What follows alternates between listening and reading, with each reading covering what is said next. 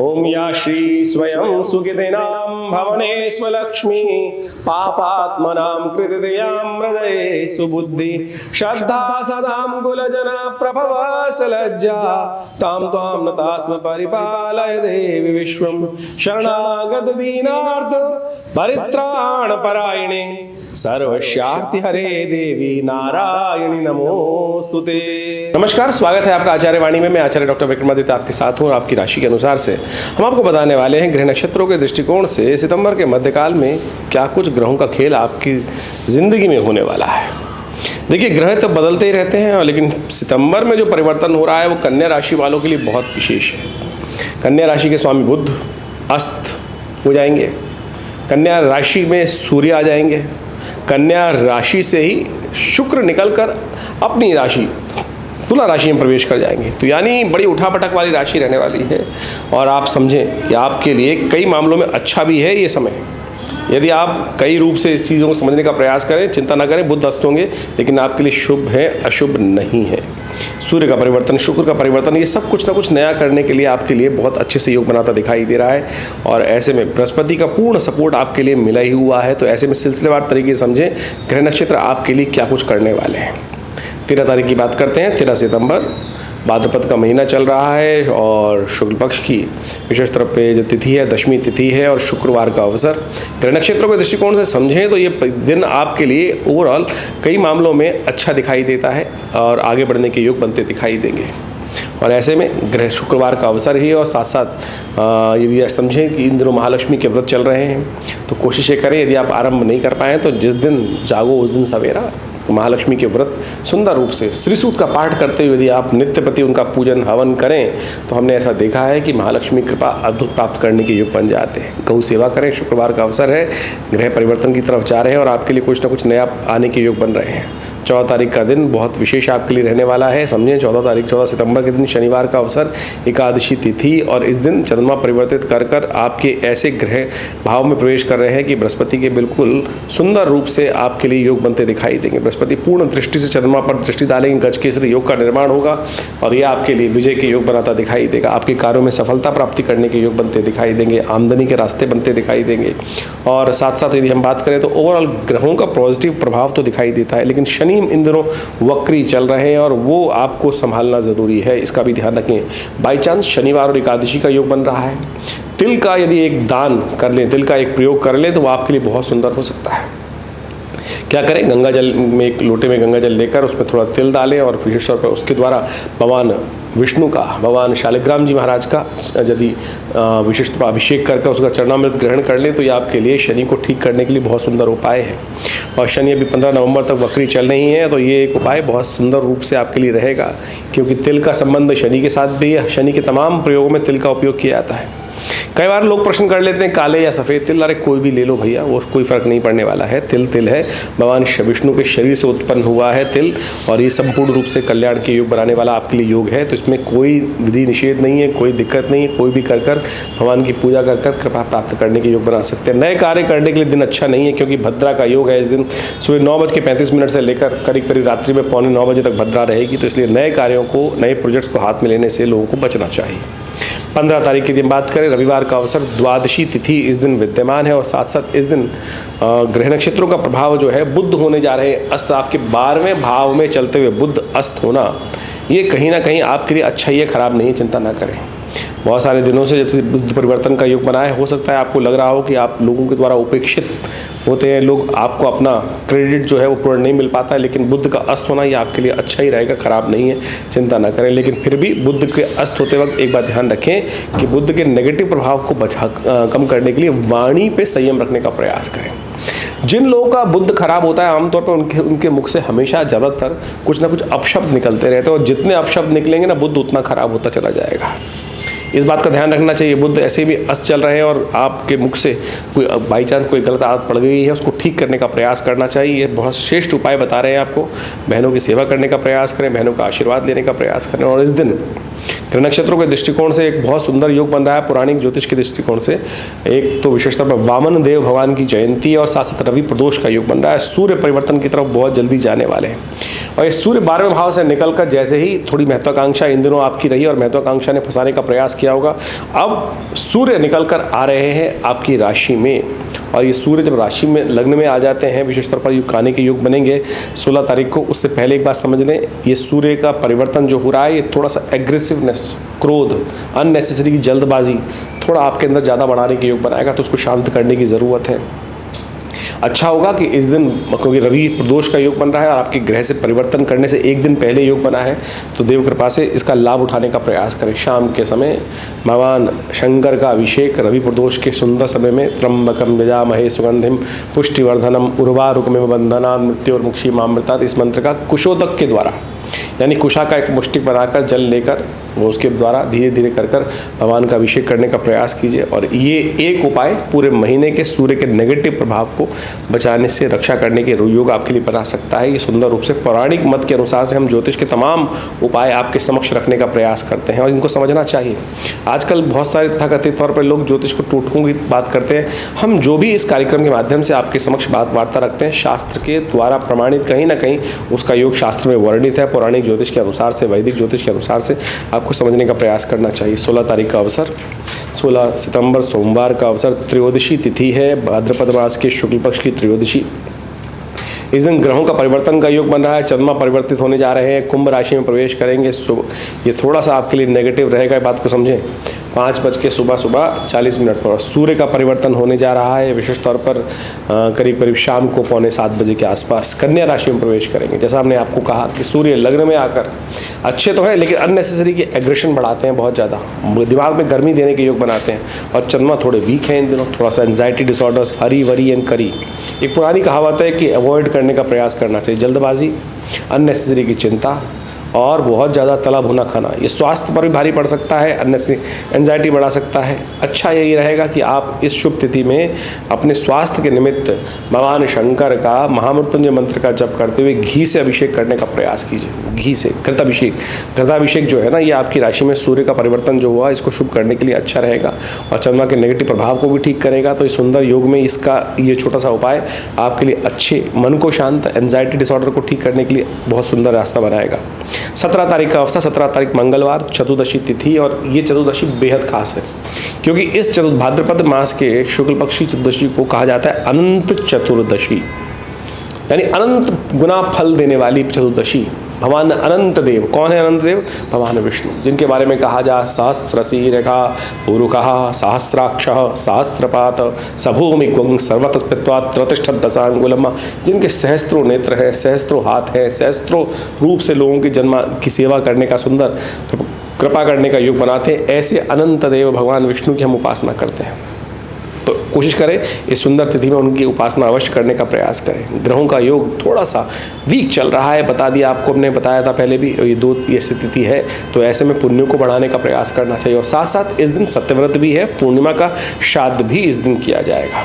तो एक बात समझ लें, 17 तारीख से ही श्राद्ध आरंभ माने जाएंगे। क्यों? क्योंकि उस दिन विशेष तौर पर पूर्णिमा जो है वो करीब करीब, चतुर्दशी जो है वो 11:44 पर मध्याह्न से पहले समाप्त हो जाएगी। उसके बाद पूर्णिमा का आगमन का योग बन जाएगा और अगले दिन दिल्ली के पंचांग के अनुसार से सुबह 8:03 पर पूर्णिमा समाप्त हो जाएगी, प्रतिपदा आ जाएगी। तो इसलिए पूर्णिमा का श्राद्ध का आरंभ जो है वो 17 तारीख से ही किया जाना चाहिए। अपने पितरों के निमित्त पूर्ण श्रद्धा के साथ तर्पण, गायत्री जप, ब्राह्मण भोजन, गौग्रास और चींटी, पिपलादि इत्यादि के लिए, काक के लिए ये सब बलियाँ अवश्य करने का प्रयास करना चाहिए। उनके लिए बोटी निकाल दी बाहर, ये सब अवश्य उनके लिए निकाल देनी चाहिए। और कहा जाता है कि अपने पितृ के निमित्त इस बात का ध्यान रखते हुए कार्य करना चाहिए। ये पितृ ऋण है, नहीं तो बहुत कष्ट देता है, इस बात का हमें ध्यान रखते हुए कार्य करना चाहिए। तो ये बहुत श्रेष्ठ समय है, ऐसे में श्रद्धा का समर्पण है।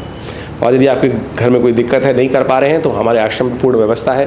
गायत्री का यज्ञ, ब्राह्मण भोजन, तर्पण इत्यादि पितरों के निमित्त आप उसका लाभ ले सकते हैं, करिए, अवश्य रास्ता बनेगा।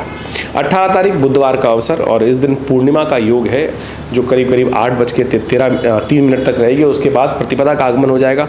और एक विचित्र स्थिति यह है कि प्रतिपदा अगले दिन सूर्योदय से पहले क्षय हो रही है श्राद्ध में एक तिथि का क्षय होना ये अच्छा लक्षण है, बहुत अच्छा योग है, बहुत अच्छा योग बनता दिखाई दे रहा है कि श्राद्ध की प्रतिपदा क्षय हो जाए तो ये अशुभ नहीं, शुभ मानी जाती है प्रतिपदा। वैसे तो किसी महीने की तिथि यदि आरंभ क्षय से हो वो महीना शुभ नहीं माना जाता, लेकिन श्राद्ध की तिथि क्षय होना शुभ माना जाता है और वृद्धि कारक योग बनता है, अच्छा योग बनता है इसमें।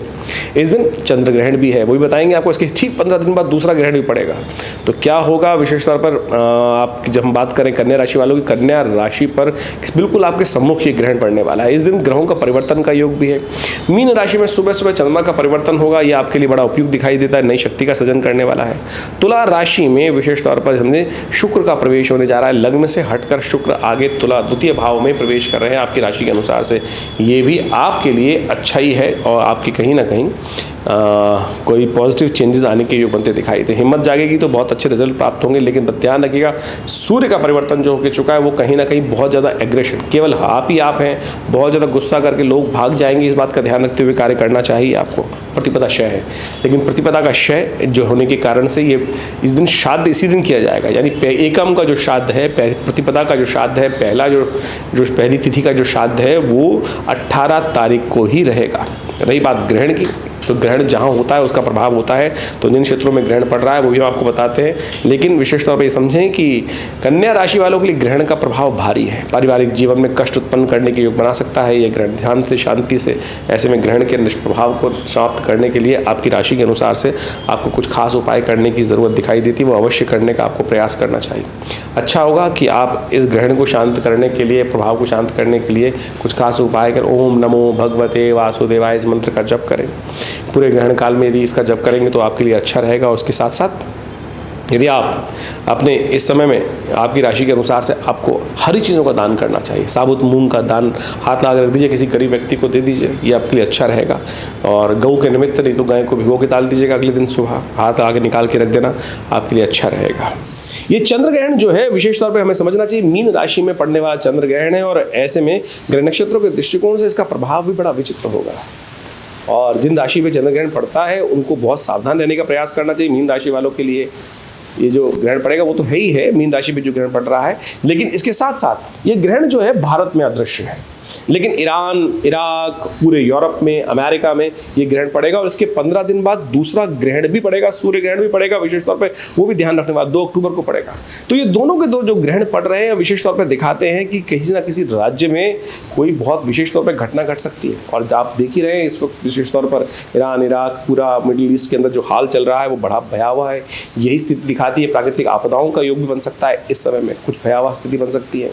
तो जो भी कार्य कर रहे हैं हम सावधानी से कार्य करने का प्रयास करें। ग्रह नक्षत्र दिखाते हैं कि रेल इत्यादि की, वायु इत्यादि की दुर्घटनाएं होने के योग भी दिखाई देते हैं, उठा पटक का माहौल रहेगा।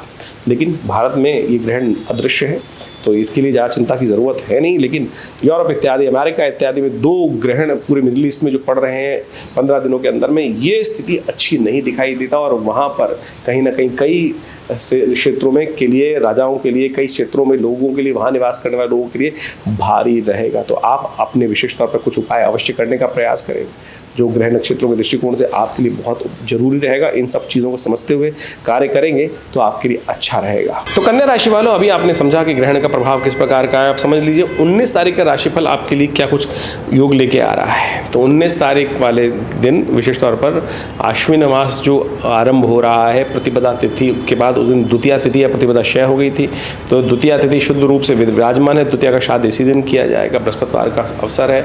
और ग्रह नक्षत्रों के दृष्टिकोण से यदि समझें तो आपके लिए समय शक्ति से परिपूर्ण दिखाई देता है। हिम्मत अच्छी रहेगी, बस झगड़ा मत कीजिएगा, बस इस बात ध्यान रखें कि सूर्य लग्न में चल रहे हैं और अननेसेसरी आप लोगों को प्रवोक कर सकते हैं अपने कर्मों के द्वारा। ध्यान रखिएगा, अननेसेसरी का प्रवोक जो है वो कहीं ना कहीं अशांत कर सकता है, स्थितियों को बिगाड़ सकता है। तो ऐसे में एक छोटा सा उपाय कर लीजिए, केसर का सेवन अपने सुबह सुबह कर लीजिए, केसर का तिलक लगा लीजिए, गुरुजन का आशीर्वाद ले लीजिए, या हल्दी का टीका लगा लीजिए। जो भी आपके लिए पास व्यवस्था हो उसको अवश्य करने का प्रयास कीजिए, ये आपके लिए अच्छा रहेगा। 20 तारीख यदि हम बात करें तो उस दिन शुक्रवार का अवसर और आश्विन मास के कृष्ण पक्ष की तृतीया तिथि उस दिन विद्यमान रहेगी। सुबह सुबह चंद्रमा परिवर्तन की तरफ करते हुए मेष राशि में प्रवेश करेंगे, और ये मेष राशि में प्रवेश कहीं ना कहीं आपके मनोमस्तिष्क में थोड़ा सा बंधन, थोड़ा सा काम करने में मनोमस्तिष्क में थोड़ा सा ऐसा बंधाव लगेगा, बंधा लगेगा, कार्य खुलकर करने में दिक्कत आती दिखाई दे रही है।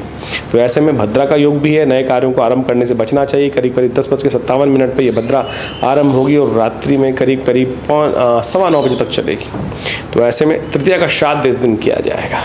क्या उपाय करना चाहिए? गौ सेवा से श्रेष्ठ उपाय क्या हो सकता है? तुला आपके लिए कन्या पूजन भी कर सकते हैं, ये बहुत सुंदर उपाय हम बता रहे हैं। कन्या पूजन करना और गौ पूजन करना ये सब आपके लिए अच्छा है। कुछ हलवा पूरी इत्यादि या कुछ भी सामान, बिस्कुट ले लीजिए, ब्रेड ले लीजिए, कुछ कपड़ा ले लीजिए, किसी कन्या को, छोटी कन्या को उनका आशीर्वाद देते हुए दान करने का प्रयास कीजिए। देखिए परिवर्तन का योग बनेगा। इसके साथ साथ महालक्ष्मी व्रत चल रहे हैं, श्राद्ध चल रहे हैं, इनमें कुछ खास उपाय शास्त्र में वर्णित हैं, वो सब हम आपको पूर्ण विधान के साथ समझाने का प्रयास करते हैं। समझिए और करिए, इन दिनों का लाभ लेने का प्रयास कीजिए। तो इन दिनों महालक्ष्मी के जो व्रत चल रहे हैं वो अपने आप में बड़े अद्भुत हैं। कहा जाता है कि इन महालक्ष्मी के व्रतों में जो भगवती महालक्ष्मी की आराधना कर लेता है, लेकिन एक बात समझें, केवल व्रत नहीं है, विधान है पूरा। श्री सूक्त के अंदर भगवती को, महालक्ष्मी को प्रसन्न करने के लिए, जिसको महालक्ष्मी उपनिषद के अंतर्गत भगवती की आराधना करने का ऋग्वेद के अंदर बताया गया है, वह 16 मंत्र 16 विधियां उपस्थित की गई है बड़ी श्रद्धा के साथ। यदि इन 16 दिनों में आप भगवती महालक्ष्मी की आराधना, जिसके बारे में हमने आपको बताया कि जो महालक्ष्मी के व्रत आरंभ होते हैं, आमतौर पर बाह्य कृत्य तो बहुत सारे कर लेते हैं, व्रत कर लेंगे और पता नहीं 16 जो गांठों वाली माला भी धारण कर लेंगे, लेकिन जो वास्तविक विधि है मंत्र जप और यज्ञ भगवती की प्रसन्नता के लिए, वो नहीं हो पाता है। और हम सत्य माने आपको, हम बताएं कि अद्भुत है महालक्ष्मी की जो व्रत है। कहा जाता है कि महालक्ष्मी के व्रत इन 16 दिनों में जो करते हैं और श्री सूक्त का पाठ नित्य प्रति करते हैं, भगवती महालक्ष्मी उन पर अद्भुत कृपा करती हैं, प्रसन्न करती हैं। शास्त्र में कथा आई है, आपने भगवान विष्णु की मूर्ति देखी होगी। भगवान विष्णु की मूर्ति, जितनी भी मूर्ति देखी जाती हैं, उनके अंदर उनके हृदय पर एक भृगु पद चिन्ह उपस्थित होता है, यानी महाराज भृगु का पैर का चिन्ह भगवान विष्णु की छाती पर उपस्थित होता है। कहा जाता है कि भगवान विष्णु एक बार शेष विश्राम कर रहे थे, शेषशैया पर विश्राम करते हुए महाराज भृगु वहाँ पहुँचे और भृगु महाराज की इच्छा थी भगवान के दर्शन करें। भक्त की इच्छा यदि भगवान के प्रति दर्शन करने की हो और भगवान के दर्शन ऐसे कैसे हो सकता है उनको ना हो, तो कहा जाता है महाराज भृगु पहुँचे जब क्षीर सागर के अंदर, तो भगवान विष्णु शेषशैया पर विश्राम कर रहे थे। जब भृगु के पहुँचने पर भगवान उठे नहीं, तो भृगु बड़े रुष्ट हुए, बोले महाराज लगा कि भक्त आया और भगवान विश्राम कर रहे हैं। भगवान योग निद्रा में थे और कहा जाता है कि योग निद्रा वो चीज़ है कि जिससे निकलने के लिए भगवती स्वयं प्रेरणा देती हैं भगवान को उनके नेत्रों में जाकर, तो उससे बाहर लाने के लिए भगवती की प्रेरणा उस वक्त थी नहीं। तो कहा जाता है भृगु ने, महाराज ने भगवान के हृदय पर आघात किया, पैर उनमें रखा छाती पर। भगवान तत्काल उठे और महाराज आप मेरी दृष्टता क्षमा करें। महाराज भृगु आए और भक्त आया और भगवान सोते रहे। तो भगवान ने तत्काल महाराज भृगु को प्रसन्न किया और कहा महाराज मेरे लायक जो आज्ञा हो बताएं आप। तो भगवान भृगु महाराज के साथ जो भी वार्तालाप भगवान की हुई, लेकिन भगवती वहीं भगवान के पास विराजमान थी। उन्होंने महाराज भृगु से कहा कि महाराज भृगु आपने भगवान का अपमान किया और तो मैं आपको श्राप देती हूँ कि आज के बाद मैं ब्राह्मणों के पास नहीं जाऊँगी, आपके पास नहीं जाऊँगी, आपके पास ऊपर हमारी कृपा नहीं होगी। तो महाराज भृगु ने भगवती के समक्ष बड़े अनुग्रह विनिग्रह साथ प्रार्थना की कि माँ भगवती, ये तो मेरा और भगवान विष्णु का प्रेम था कि जिसको इस लीला के रूप में यहाँ उपस्थित किया गया, लेकिन आपने जो शाप दिया मैं उसको स्वीकार करता हूँ, लेकिन मैं ऐसे मंत्रों का सृजन करता हूँ कि जो इन मंत्रों का जप करेगा, ब्राह्मण क्या कोई भी वर्ण का व्यक्ति उसको जप करेगा, आपको उनके पास जाने के लिए बाध्य होना पड़ेगा। ये 16 जो दिन है उपासना करने के, उन्हीं मंत्रों की उपासना करने का दिन है। वो इस प्रकार से मंत्र हैं, ओम हिरण्यवर्णाम हरणिम सुवर्ण रजस्रजाम चंद्राम हिरण्मयीं लक्ष्मीं जातवेदो माव ताम माव जातवेदो लक्ष्मी मनपगामिनीं यस्याम हिरण्यम विंदेयम गामेश्वरम पुरुषानम। ये 16 मंत्र हैं पूरी तरह से। यदि नित्य प्रति इनका इन 16 दिनों में जप किया जाए तो चमत्कार ऐसा हो नहीं सकता कि उपस्थित ना हो। हमने नित्य प्रति अपने विवेकानंद योगाश्रम में इन 16 दिवस में महायज्ञ महालक्ष्मी का रखा हुआ है। आप भी इसमें सम्मिलित होकर माँ भगवती कृपा प्राप्त करने के लिए, जो कहते हैं ना कि भगवती कृपा प्राप्त नहीं होती, विधि नहीं जानते हैं। यदि विधि जाने तो माँ भगवती बाध्य हैं इन मंत्रों के माध्यम से कृपा करने के लिए। तो इसलिए यदि इन मंत्रों के उपस्थित होते हुए भी आज समाज कहे कि भगवान की कृपा प्राप्त होती नहीं है, बिल्कुल होती है, करने वाले नहीं होते हैं। हमने हज़ारों लोगों पर, हज़ारों लोगों के माध्यम से हज़ारों बार इस प्रयोग को करके देखा है। भगवती महालक्ष्मी की अद्भुत कृपा प्राप्त करने का रास्ता अद्भुत रूप से बनता है। तो बड़ी श्रद्धा के साथ इन महालक्ष्मी के व्रतों में भगवान भगवती की आराधना करने का आपको प्रयास करना चाहिए। इसके साथ साथ श्राद्ध भी आरंभ हो रहे हैं। इस अभी बहुत श्राद्ध भी अद्भुत चीज़ है। हमारे जीवन में कर्मानुसार हमें कई प्रकार के कर्म करने होते हैं, कई प्रकार के ऋण होते हैं, देव ऋण, पितृ ऋण, मनुष्य ऋण, कई प्रकार के व्यक्तियों को कार्य करना होता है उन सबको निवृत्ति करने के लिए। आमतौर पे लोग कह देते हैं पितृ दोष है आपकी कुंडली के अंदर। दोष नहीं होता, ऋण होता है। दोष नाम की चीज, पितृ दोष जैसी कोई चीज शायद, पितृ आप रुष्ट हो सकते हैं पितरों से, पितृ आपसे रुष्ट कभी नहीं होंगे। हाँ, ऋण होता है जो आपने उतारा नहीं तो सिर पे चढ़ता जाता है, भार, कर्म का भार जो चढ़ता जाता है, दुष्कर्म का भार चढ़ता जाता है, वो आपको परेशान करता है, कष्ट करता है। किसी के माता पिता किसी से रुष्ट कैसे हो सकते हैं? वो तो संसार के विपरीत जाने पर भी हमारे माता पिता हमसे कभी रुष्ट नहीं होंगे, इस बात का हमको ध्यान रखना चाहिए। लेकिन ऋण आप नहीं उतारेंगे तो फिर वो आपको जो कहा जाता है चक्रवर्ती ब्याज के तौर पर परेशान करता रहेगा, इस बात का हमें समझना चाहिए। और निवृत्ति के लिए क्या रास्ता अपनाया जाए? अरे सबसे बढ़िया है श्राद्धों में अवश्य, बड़ी बड़ी अजीब अजीब परिपाटियाँ हैं, लोगों ने ऐसा व्यवस्था बना दी है कि श्राद्धों के अंदर किसको श्राद्ध करना चाहिए, अरे किसको नहीं श्राद्ध करना चाहिए। अरे हर व्यक्ति को श्राद्ध करना चाहिए, क्या छोटा क्या बड़ा, क्या स्त्री क्या पुरुष। जी हाँ, आज तो बड़ी विचित्र व्यवस्था ही है बन गई है कि बड़े भाई साहब करेंगे, छोटे भाई करते ही नहीं हैं, या वो कर लेंगे हमने नहीं किया। स्त्री कहती है कि पुरुष कर लेंगे हमने नहीं किया। अरे शास्त्र, पिता माता जो पितृ थे वो सबके हैं, ये सबको करने का अधिकार है, सबको करना चाहिए नित्यपति। और उसमें कोई बहुत बड़ी परिपाटी नहीं है, हजारों रुपए खर्च होंगे कुछ नहीं। श्रद्धा का समर्पण है, श्रद्धा, श्राद्ध का मतलब ही श्रद्धा का समर्पण है। खाली श्राद्ध श्रद्धा से ही बना है ना, तो श्रद्धा का समर्पण है।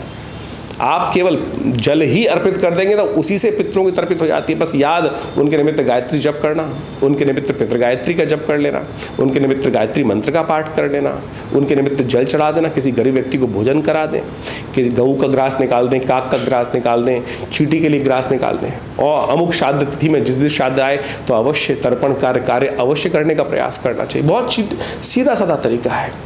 आप सब इस बात को माने, शास्त्र में अनेक प्रकार से इन समस्त बातों को बहुत सुंदर तरीके से व्याख्या दी गई है, समझाया गया है। लेकिन कुछ तथाकथित लोग इसको प्रपंच के रूप में उपस्थित करते थे। हाँ, कुछ है भी स्थिति ऐसी कि आज समाज के अंदर कुछ प्रकार के ऐसा प्रपंच भी बन गया है कि जिसके अंदर उस पूर्ण संपूर्ण विधि को हटाकर कुछ ऐसी गलत बातें जोड़ दी गई हैं। अभी बहुत दिन पहले मैं किसी चैनल पर लाइव कार्यक्रम कर रहा था, उस व्यक्ति ने मुझे लाइव पूछा कि महाराज आप बताएं कि ये ज़रूरी है क्या इतने लोगों को भोजन कराया जाए, 100 लोगों को, 200 लोगों को, 400 लोगों को, पूरे उनके यहाँ परिपाटी थी, गांव के गांव लोगों को भोजन कराने की व्यवस्था, 13वीं के भोजन पर इस प्रकार की व्यवस्था रहती है।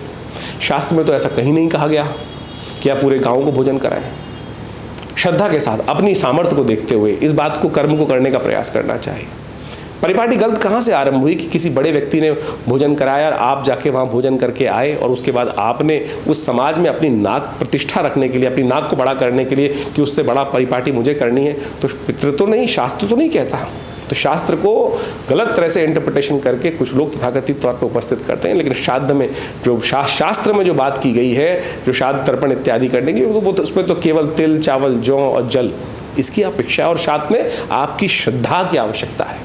तो इस बात को हम ध्यान रखते हुए करें। बहुत सीधी सादी विधि है, आप अवश्य करने का प्रयास करें। हमने कई बार अपने इस चैनल के माध्यम से आपको संपूर्ण विधि बताने का प्रयास किया है और उसको करेंगे तो इन श्राद्धों के दिनों में नित्यपति आप अवश्य, पता नहीं जिन जिन आपके पितृ हैं जिनको आपको याद है, उस दिन तो कम से जिस तिथि पर उनका गमन हुआ है उस तिथि पर अवश्य किसी ब्राह्मण को बुलाकर व्यवस्था हो सके तो भोजन करा दीजिए। कुछ किसी को, गरीब व्यक्ति को भोजन करा दीजिए। 2 केले लेके दे दीजिए, गाय के लिए हल्का सा 2 फल ले जाकर खिला दीजिए, 2 गुड़ की ढेली खिला दीजिए, तर्पण कर दीजिए अपने पितरों के निमित्त। बस इतना ही बहुत, यदि कर सके गायत्री का जप कर दीजिए। तो ये संपूर्ण व्यवस्था है, हमारे आश्रम पर हमने व्यवस्था करी है। आप यदि अपने घर पे नहीं कर पा रहे हैं किसी कारण से तो यहाँ पे तर्पण की, गायत्री यज्ञ की और जप इत्यादि की, सबकी ब्राह्मण भोजन इत्यादि की सुंदर व्यवस्था है। आपके सामने नीचे स्क्रीन पे फ़ोन नंबर चल रहे हैं, उन पर संपर्क साधकर आप समस्त इस विधि को जान सकते हैं और अपने लिए उस कार्य को करवाने के लिए भी यदि कोई श्रद्धा से कार्य नहीं हो पा रहा है तो अवश्य करने का प्रयास कीजिए। नहीं तो हमारे जीवन में अननेसेसरी कुछ ना कुछ कष्ट, कैसा न परेशानी चलती रहती है और हम समझ नहीं पाते हैं। और फिर किसी व्यक्ति के कारण से मनोमस्तिष्क में ऐसा भाव आ जाता है कि जब दुष्ट चल रहा होता है कि पितृ दोष हो गया। पितृ दोष नहीं है, पुनः कहेंगे हम, पितृ ऋण हो जाता है। तो इसलिए श्राद्ध के समय पर इस सुंदर व्यवस्था को हम समझें, शास्त्र के अनुसार से जो बताया गया है उसको अवश्य करने का प्रयास करें। कष्टों को दूर करने के लिए अवश्य रास्ता बनेंगे। और हम जैसी व्यवस्था कर रहे हैं पूर्ण संपूर्ण श्राद्ध काल में, पूरे के पूरे जो श्राद्ध का समय चल रहा है उन दिनों में विशेष तौर पर आश्रम पर सुंदर व्यवस्था रहेगी। और श्राद्ध जो आरंभ हो रहे हैं वो 17 तारीख से आरंभ हो रहे हैं। 17 सितंबर से लेकर आरंभ होंगे। तो उस पूरे के पूरे इन 16 दिनों में आश्रम पर सुंदर यज्ञ गायत्री का ही रहेगा और साथ साथ ब्राह्मण भोजन इत्यादि तर्पण की व्यवस्था भी रहेगी। आप अपने गोत्र के अनुसार से जानकर, विधि जानकर आश्रम से इन सुविधाओं का लाभ भी ले सकते हैं।